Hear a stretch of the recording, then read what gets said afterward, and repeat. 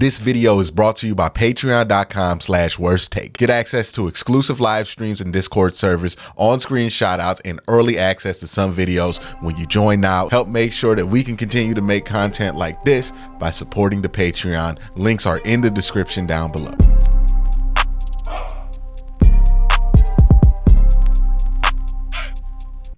Nobody understands Denzel Ward. He is a enigma, right? The Pro Football Focus grades don't really understand his impact. The traditional stats don't really understand his impact. But if you watch the Cleveland Browns and you've paid attention to what they did in 2023, you would know that Denzel Ward is as important of a part of that formula as somebody like Myles Garrett is. He has a tremendous skill set at defensive back. Now, one thing to point out, and I think Jake Burns brought this up when I did an interview with him, when you look at the overall stats for the Browns defense last year, you have to keep in mind that this is a defense that forced the most 3-and-outs in all of football by a very large margin, which means this defense was on the field less because they were doing their job. They were on the field less than most other defenses were, which means they just did not have a ton of opportunities to make plays because they were just making the plays they were supposed to make. So that's the biggest flaw when it comes to traditional stats, when it comes to defensive players, because part of what gets you off the field and lowers your traditional stats if you're a defensive player is doing your job. Also, if you do your job really well, teams aren't really going to go your way, right? So your opportunity to get stats gets lower. Traditional stats are mainly a thing that was thought up to kind of quantify offense, but really an afterthought when it comes to defense. Like, there's not really a lot of great defensive traditional stats out there because of that inherent flaw in defensive stats, which is, hey, if a defense is getting a team off the field a lot, they're just not going to accumulate a ton of stats. Like, it might be easier to accumulate a ton of stats on a bad defense than it is on a good one. It's something to think about whenever you see these traditional stats. And I think that's part of the reason why Denzel Ward is so misunderstood, right? Like, it looks like he's not even going to be on the top 100 list. It looks like he's going to be left off of a lot of things, but then you go to the NFL front offices and coaches ranking and they have Denzel Ward ranked number 2.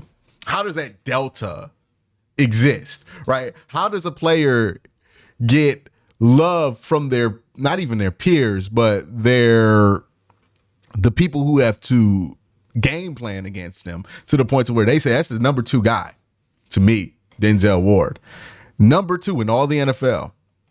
But then you look on Pro Football Focus, you look at the traditional stats, and like they make you feel like Denzel Ward is a regular corner. How does that happen? Well, it's about what Denzel Ward brings to the Browns and provides to Browns defense. He has a great skill set as a defensive back. He is the one defensive back on the Cleveland Browns defense that can move well going north and south, that can move well going up and down when it comes to a vertical standpoint, and he can move well going left and right. About this with Greg Newsome. Not really the greatest guy to move left and right on the Browns defense. He just does not do that very well or at an extremely high level. We talk about this with Martin Emerson. North-south, it's a little bit of a struggle for Martin Emerson, right? If you can open him up and run away from him. But with Denzel Ward, he can do all of those things, which means that you're allowed to put a guy like Martin Emerson in a really favorable matchup because Denzel Ward is there to take care of the unfavorable matchup that offense can provide him, right? It puts Greg Newsome in a position to win. It puts Khalif Halisi in a position to win. Hell, it even put somebody like a Cam Mitchell or Mike Ford a couple of times in a position to succeed because he's out there. You can have Grant Delpit. You can have these 3 safety looks. You can have these lighter boxes because Denzel Ward is there. Another area where Denzel Ward is super underrated is his ability as a tackler. He's pretty damn good in run support for somebody who's under 200 pounds, and he's really good on screen stopping, right? Like, so again, when you have a defensive back that's that good at all of those different things, that allows you to get away with more. Just look at how this defense changed when Denzel Ward was out for those few weeks during the West Coast trip. It's when the defense played their worst football of the season, and it coincides with Denzel Ward and Myles Garrett being banged up. It's not a mistake there, right? It's not a coincidence, at least there. Denzel Ward provides a lot. You notice issues with Greg Newsome when Denzel Ward can't play. You notice issues with Martin Emerson when Denzel Ward can't play. Denzel Ward at the same time is a smaller corner, but he has a good physical presence. He's one of the best corners in the NFL, one of the best pure coverage guys in the NFL. He doesn't do one thing, like he doesn't have a signature talent, right? Like Martin Emerson's physical. You think of Martin Emerson, you think physical. Greg Newsome, technique. You think of Greg Newsome, you think technique. Denzel Ward doesn't have one specific skill set that pops out to you and makes you think of him when it comes to that. Like for me, it'd be quickness. Like nobody can recover as quick as Denzel Ward, but that's not something that people tend to hype up as much. But let's look at Denzel Ward. Let's look at the film. Let's talk about him. We got 5 Denzel Ward plays to look at from early in the season to talk about what he does bring to the table. Now let's watch this first play out, then we'll kind of break down what happens and why that makes Denzel Ward a special player. He's at the bottom of your screen. He's on Allen Robinson. And I think this is the number one thing that Denzel Ward has. Like if I had to give him a signature trait, he has this elite ability to recover. Like nobody can recover space in any direction too, which is impressive, right? Because we've seen Denzel Ward have elite recovery ability north-south. Think of the Jamar Chase pick 6 in 2021. And we see his elite recovery ability left-right, right? We talk about this with Greg Newsome not being able to move well left-right. A lot of corners can move left-right well or move up-down well. But Denzel Ward, he can do this well too. Look at that. Look at that recovery. That's just a super valuable way to get back to the play. And sometimes I think Pro Football Focus grades, like they negatively grade him because, oh, they look here, he got beat and he just recovered because they'll blame it on the ball or whatever. But I think that's a really unfair way to go about grading him. I think he's able to play this way because he knows he can recover so well. All right, this is another example of Denzel Ward having more of a physical presence than you would assume for somebody his size. This is a huge play in this game where he forces a fumble, and just look at this hit.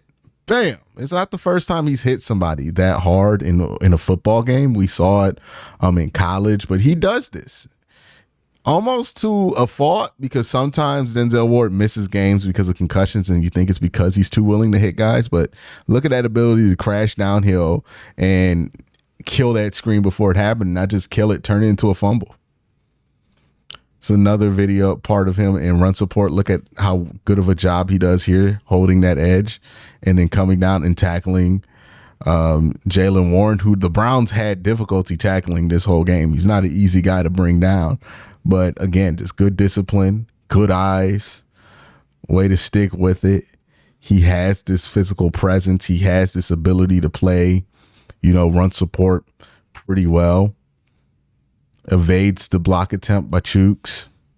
Good job there, right? I think that's another thing that Denzel Ward brings to the table is he's a really good run support corner as well. And when you have a Browns defense where it's pretty much all hell to the ball, you need to have corners who can help in run support, no matter what positions they play. We're going to see his recovery ability here again, right? You can look at it up top. Oh, man, George Pickens beat him, right? You could look at it that way, but then ends up being an incompletion because nobody can recover better than Denzel Ward. If there's one One thing I think Denzel Ward has that's a negative to his game is, as much as a physical presence as he can have for his size, there are times where his size ends up being a hindrance. Like, look at him on George Pickens and how George just kind of brushes him off there. That's a time where his physical presence is kind of minimized because he's just not that big of a guy. But he's able to make up for it in most cases. Again, we see the quick recovery ability here on this slant. Then you see the willingness to come down and tackle, and even in run support, the willingness to come down and tackle. And then again, you see what makes him elite, which is he's just impossible to shake off for good unless you really get a good hand on him and you're able to throw him and avoid the penalty, because he has such quick recovery ability. Denzel Ward, super misunderstood. Let's get back to the video. I think Denzel Ward is one of the most important players that the Cleveland Browns have on their roster today. I think he is somebody who, if he stays healthy, the ceiling of this defense goes up every week he's out there.